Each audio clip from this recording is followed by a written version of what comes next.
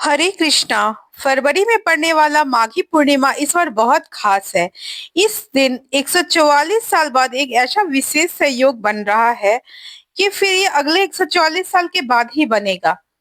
इस दिन महाकुंभ का चौथा शाही स्नान भी किया जाएगा। हिंदू पंचांग के अनुसार ऐसे भी माघ महीने को जो है दान पुण्य के लिए बहुत ही शुभ माना जाता है। और पूर्णिमा तिथि तो अत्यंत शुभ है और उस पर सोने पर सुहागा ये है कि इस बार 144 साल के बाद कुंभ में भी शाही स्नान होगा इस दिन। तो इस दिन जो है दान पुण्य का काफी अच्छा महत्व है, काफी शुभ दिन है। तो जितना भी हो सके दान पुण्य अवश्य करें आप। इस दिन स्नान दान का बहुत महत्व है। लक्ष्मी नारायण की कृपा पाने के लिए सत्यनारायण की कथा सुनने का भी विधान है। अगर कोई व्यक्ति पूरे माघ माह में गंगा स्नान नहीं कर पाया है तो इस साल इस दिन को उसको गंगा स्नान अवश्य कर लेना चाहिए।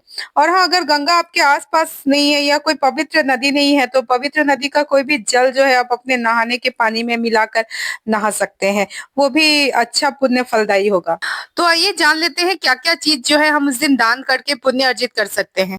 तो दान के लिए जो पहली वस्तु हो गई हमारी वो है फल।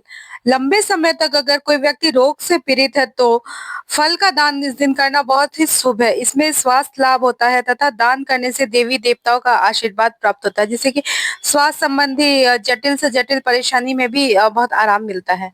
माघी पूर्णिमा में दान करने के लिए दूसरी महत्वपूर्ण चीज जो बताई गई है वो है अन्य। अन्य किसी भी प्रकार का गेहूं, जौ, चावल कुछ भी हो सकता है। इस दिन ये सब दान करने से अर्थात अन्न दान करने से माँ लक्ष्मी प्रसन्न रहती है। माँ लक्ष्मी और भगवान विष्णु की कृपा पूरे साल भर बने रहती है तथा घर में कभी धन धान्य की कमी नहीं आती है। तो अन्न का दान अवश्य करें इस दिन।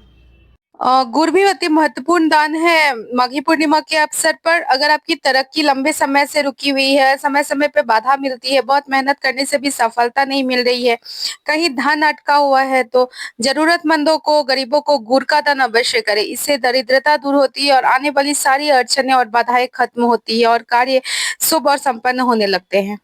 माघी पूर्णिमा के अवसर पर सारी सुहागनें महिला अपने पति और संतान की लंबी आयु के लिए व्रत भी रखती है। इस दिन आप महिलाओं को श्रृंगार का सामान या कोई भी श्रृंगार से रिलेटेड वस्तु जिसमें हरी चूड़ी, साड़ी, सिंदूर, बिंदी आदि का दान कर सकते हैं। ये भी काफी शुभ फलदायी होता है। किसी किसी के दाम्पत्य जीवन में बहुत परेशानी चलती आ रही है तो आप भी कोशिश करें कि किसी पंडिताइन या किसी भी सुहागन महिला को सुहाग से रिलेटेड कोई भी आइटम गिफ्ट करने के लिए।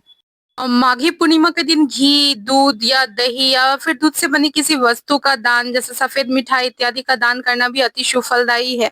जिनकी कुंडली में चंद्रमा कमजोर घर में बैठा हुआ है, चंद्रमा निर्बल है, तो वो लोग अगर घी, दूध इत्यादि का दान करें तो उनके लिए काफी अच्छा रहेगा।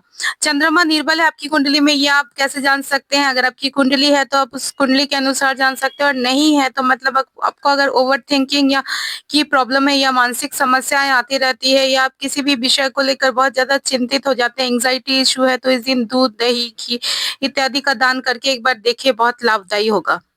तो बहुत ही शुभ दिन है, आप इस दिन का जरूर लाभ उठाइएगा। जो भी बन पड़ता है वो दान दीजिए। 144 साल के बाद ये खास संयोग आ रहा है कि माघी पूर्णिमा का शुभ दिन है और कुंभ में शाही स्नान है।